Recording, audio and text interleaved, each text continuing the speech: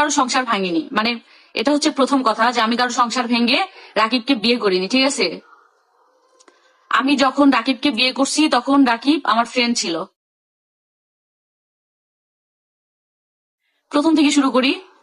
রাকিবের সাথে আমার পরিচয় হচ্ছে বগুড়াতে। তখন আমি রাকিবকেও চিনতাম না, আখিকেও চিনতাম না, ঠিক আছে।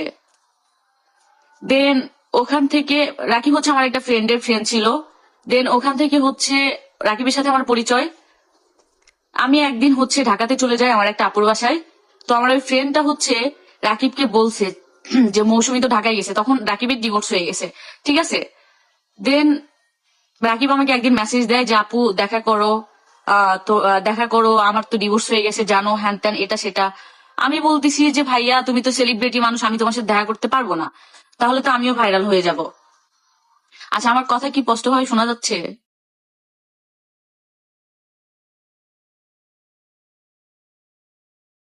আচ্ছা, তারপর শুরু করি। দেন হচ্ছে একদিন মিট করলাম রাকিবের সাথে, ও বলতেছে ওর সাথে নাকি চিট করছে, এটা সেটা।